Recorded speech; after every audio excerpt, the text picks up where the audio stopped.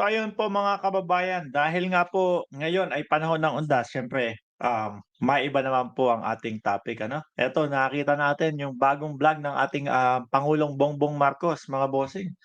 Eh, kung gusto niyo po ng mapanood ng walang putol-putol 'no, ng walang eksplanasyon, talagang straight, puntahan niyo lang po yung channel ng ating Pangulong Bongbong Marcos. Eh, sasabihin nung iba diyan, "Naku, yan yung pangulo na walang ibang ginawa kundi mag-vlog." Ay naku po, lahat walang karapatan ang ating pangulo pagdating doon sa mga kontra gobyerno. Anyway, mga kababayan, panoorin natin, samahan niyo ako na panoorin natin 'no, yung pagkukuwento ng ating pangulo kung ano yung mga kababalaghan na nangyayari sa loob ng Malacanang. Oh, tara. Undas na naman po, panahon ng paggunita sa mga yumao nating mahal sa buhay. At tuwing panahon na ito ay hindi rin nawawala ang mga kwentong kababalaghan at katatakutan o Totoo po 'yan ano, eh, kami nung bata kami, um, nine 19 ano ba, hindi basta nung mga edad mga 8 taon gulang ako o hanggang 15 o hanggang 12, eh, kapagka ganitong panahon po inaabangan na po namin yung Magandang Gabi Bayan ni Noli De Castro. Oh, talagang siksik kami dun sa kilikili ng lola namin, eh, dahil talagang nakakatakot po yung mga ipinapalabas nila dun. Oh, tuloy. yung mga tinatawag na supernatural. Maraming mga ganyang kwento, lalo na sa mga matatandang gusali. Mga old houses, mga old building, mga historical site. At hindi magpapatalo dyan ang palasyo ng ating sambayanan dito sa Sa Malacanang. Malacanang. Putik na yan. Kitang-kita mo pa lang yung itsura ng palasyo mga kababayan 'no. Talagang halatang, lumang-luma na 'no. Talagang panahon pa siguro nung ating mga ninuno.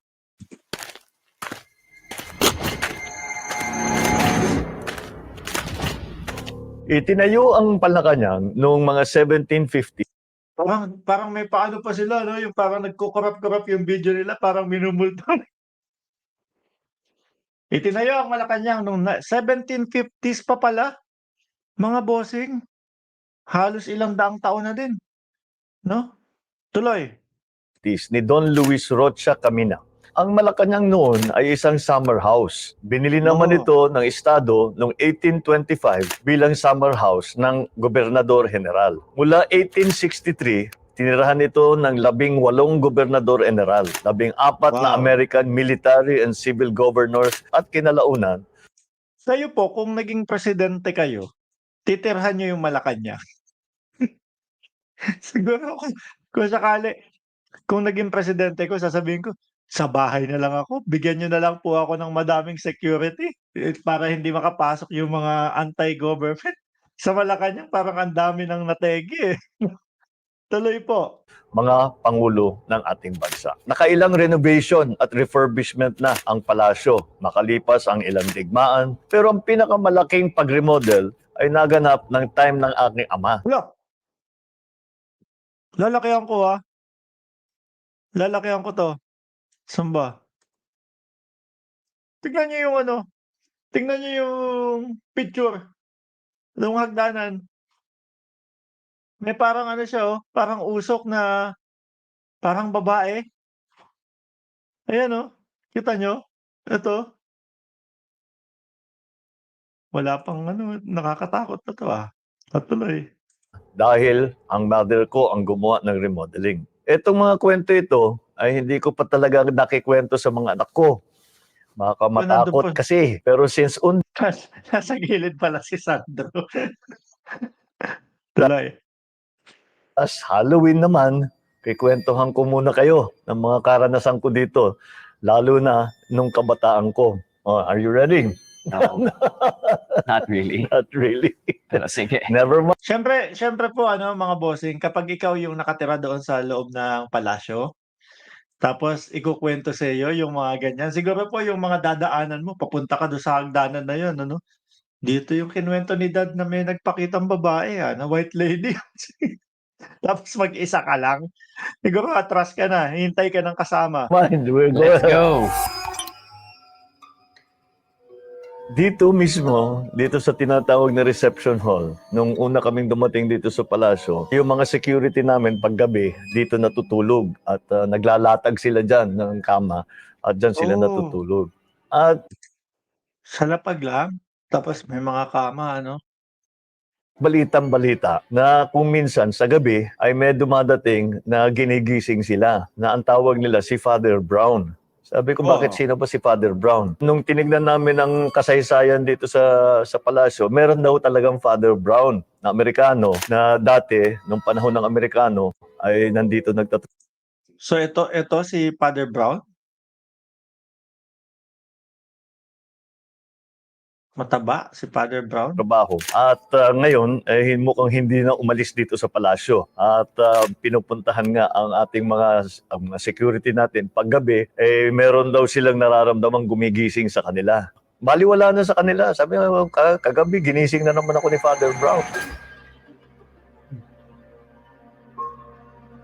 Nung ako'y nakatira sa Siguro ako, talagang kung maging presidente ako, hindi ako titira diyan sa palasyo.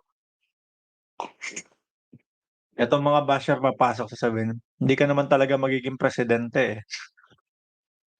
isa dun sa mga guest room at ginagawa yung kwarto ko, kasama dito sa malapit dito sa tinatawag na state dining room kung saan kami mag-cabinet meeting ngayon. Minsan, gabing-gabi na, umuwi ako, sinasara ko lang yung pintuan mula doon sa kwarto ko. Pagbukas ko ba naman ng pintuan, nakita ko biglang gumalaw yung mga pintuan. Nakahangin lang ano? Baka may bukas na bintana tapos biglang sabay hangin. Eh, minsan kasi kapag bumubukas tayo ng pinto, tapos merong kabilang pinto kapag selyado yung bahay, 'di ba, pagbukas mo ng pinto, tutunog yung isa, kasi dun sa pressure, 'no? Kaya lang yun iba, upuan yung sinasabi ng ating pangulo, gagalaw, eh. Di nagsisisigaw ako dito at tumakbo ko. Biruin mo pangulo ka ano, sisigaw-sigaw ka dun 'no, may multo, ta's tatawagin mo yung mga security. Ano kaya ano kaya ang iisipin ng mga security nun 'no? Sinabi ko, sinubukan sa security, sabi ko, may multo, may multo, may multo. Sino yan? Si Father Brown lang siguro yan. Biruin mo, sagutin ka ng security, "Si Father Brown lang siguro yan." Ano, pangulo ka 'no? Still find that hard to believe. Ay, nako, it's true. Ayan. Tapos nakita niyo dito sa palasyo, maraming chandelier. Pagka naririnig Oo. namin, nakikita namin na gumagalaw, sabi namin, baka mukhang may lindol. Kasi pag lindol, nakikita mo, gumagalaw-galaw yung mga chandelier. Pero kung minsan, maraming chandelier nga, isa lang yung gumagalaw. Hala. At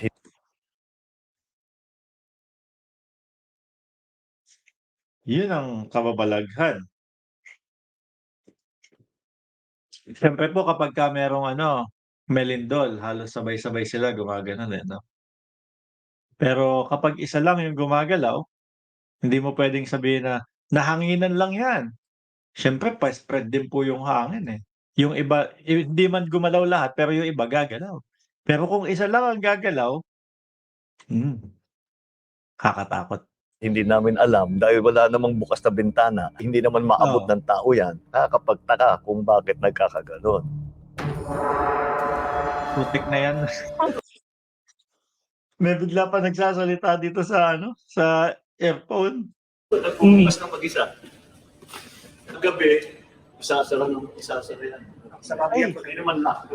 eto yung yata, 'no? Eto yata yung hagdanan na kumbaga si Pangulong Duterte at si Pangulong Bongbong Marcos ay umakyat ng sabay tsaka bumaba ng sabay. Yan yata yun, eh. Pagbalik siya, mas sarado na yan. So, pinabayaan ngayon. Pagbalik niya naman, ulit, sarado na naman.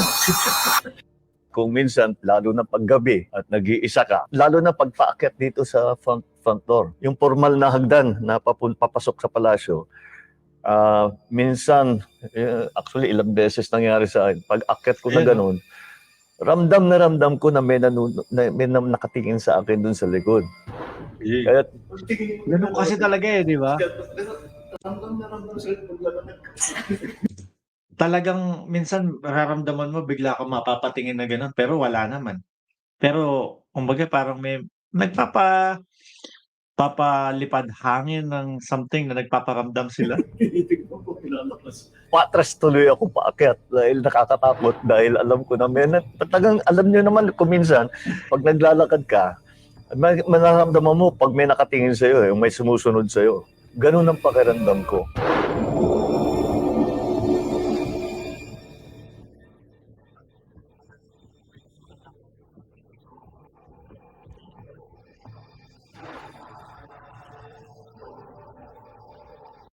Ako naniniwala ako mga kababayan merong mga, nagpaparamdam dito.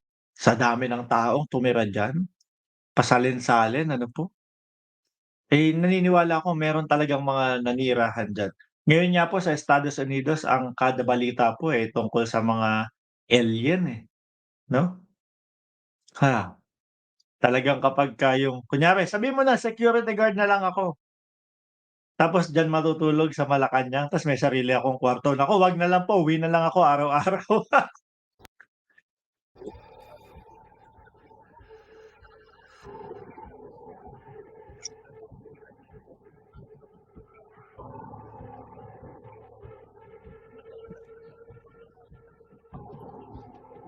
Oo,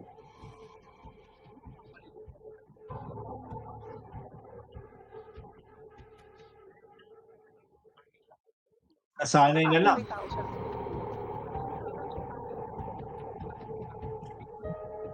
So eto 2 years na sa loob ng Malacanang, yung isa 41 years. Eh, 'pag ganyan ka ng katagal doon na naninilbihan malamang yan may mga araw-araw na pagpaparamdam niyan, eh, hindi mo na papansinin ano po?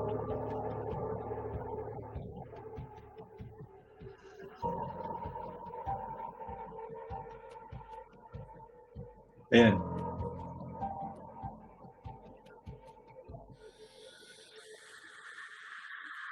Oh! For real? Minsan, nandito ako kasama ko maraming kaibigan, siguro mga 6 kami. At pumunta kami doon sa medyo madilim na lugar. Ghost hunting talaga ang ginawa namin. Naghahanap talaga Eh, sila. malakas ang loob namin dahil marami. Oo, marami kami. Sabi namin, malakas ang loob namin. So sabi ko, doon tayo dahil maraming kwento doon sa lugar na yan. So yung isang kaibigan ko, bubuksan niya yung pintuan. Bago niya nahawakan yung doorknob, bumukas yung pintuan ng mag-isa. No, Naku, hahawakan pa lang bumukas na? yung sigaw namin. 2:00 ng umaga yun. Alala ko yun eh. 2:00 ng umaga yun. Takbo kami doon sa kwarto ko. Inon namin lahat ng ilaw. Nagpatugtog kami ng music na malakas para mawala yung takot namin doon sa nangyari sa amin. Eh paano yung, anong gagawin? If we had ended up living here in the palace, my God. Kuha na lang ako ng kondo sa malapit. Oo, tingnan mo, pati si Sandro ano, kukuha na lang ng kondo sa malapit. Yan po ang mga kwentong kababalaghan ng makasaysayang palasyo ng Malacanang. Sa lahat po ng magbabakasyon o out of town ngayon, mag-ingat po tayo sa biyahe. Panatilihing malinis ang ating mga sementeryo. Pero alam ko mas madami pa diyan sa kuwento. Siguro nilimitahan lang nila yung kuwentong, kababalaghan pero mas madami pa po diyan. Biruin mo ba naman tirhan ng napakaraming presidente, ano po, tirhan ng ilang gobernador daw, 8? Oh, panahon pa ng mga Kastila, 300 taon ng ang gusali. Talagang madaming maninirahan diyan, ano po. So kayo po, baka naman po pagpunta niyo sa sementeryo mamaya, eh, baka TikTok pa ang atupagin ninyo, eh, yung kaya po kayo pumunta doon para bisitahin yung mga yumao at namayapa ninyong mga kamag-anak. Huwag yung TikTok, palagpasin niyo na po yung TikTok ngayong araw, ano po. Ibigay niyo na po yung inyong panahon doon sa inyong mahal sa buhay na binibisita na kumbaga matagal nang wala sa mundong ibabaw.